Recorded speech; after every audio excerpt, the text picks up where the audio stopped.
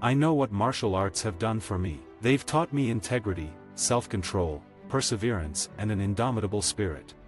No matter how much it hurts, you gotta stay focused on what you're there for and your goals. Just don't give up.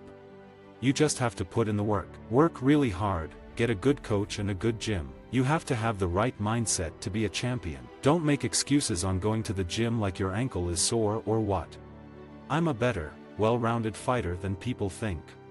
You can defend a single leg takedown a little bit easier than you could a double leg takedown. I love Montreal. I love the people. I love the history.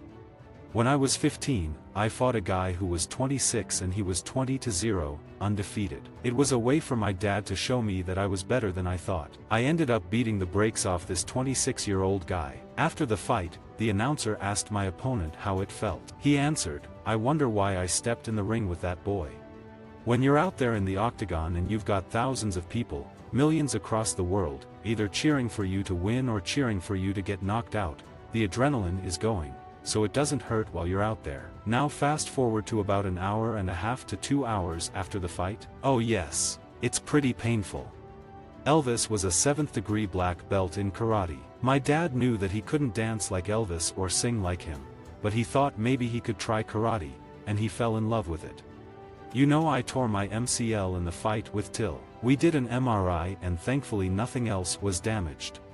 Conor has taken the UFC to a whole new level. It's his whole demeanor that appeals to me. He's a fighter, he's a Viking, and on top of that, he's got the gift of gab.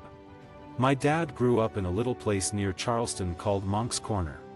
The average MMA guys have a boxer's stance, which makes it easier for a wrestler when they try and take you down. I tend to stand sideways, and that gives them only one leg to shoot for. It tends to make it more difficult to try and take me down. I've never really had any beef with anybody yet, so I think that's a good thing. I was like, you know what? I'm training with these champions. Guys like Georges St. Pierre, Rashad Evans, Nate Marquardt. Let me give this MMA thing a shot. To be honest with you, getting knocked out isn't that bad. It's not what everybody makes it out to be. I rage playing video games. I think that's the only time you will ever hear me say a cuss word.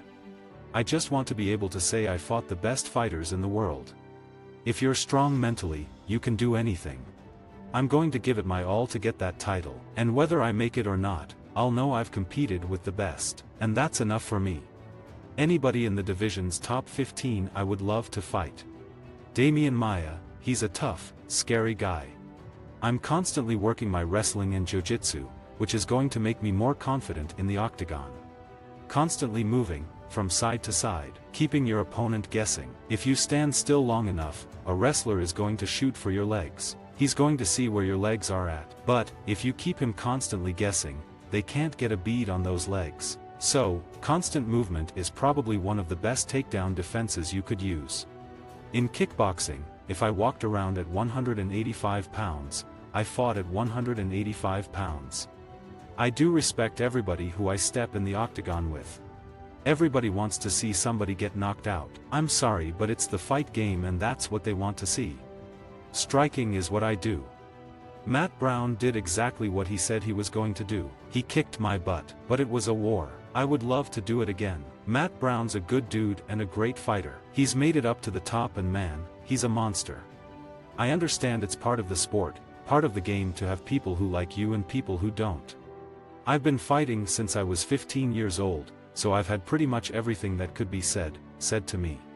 I've been called all kinds of stuff. It's part of the game. You take it personal, then you're in trouble. It will affect you, your training. It comes with the territory. You never know what the UFC's going to bring. Everybody asks, would you fight Conor McGregor? Of course I'd fight Conor McGregor, but it's not because of the money. It's because he's such a huge martial artist and everybody considers themselves the best if you fight Conor McGregor, if you beat Conor McGregor. I look at it like that. It's difficult when you step out there with somebody like me and my offense. People want to see fighters get punched in the face.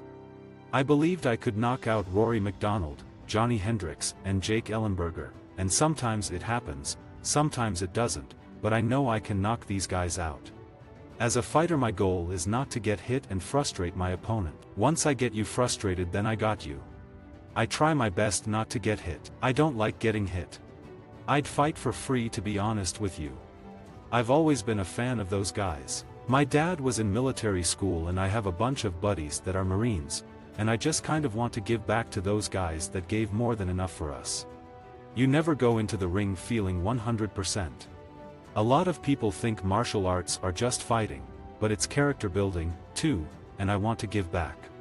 A lot of people look down on people who are successful, but Conor McGregor is successful because he runs his mouth and he knows how to put on a show. I mean, look at his press conferences. I mean, come on, people show up just to see him just act nuts. Hats off to that guy, he's a very intelligent, very smart guy.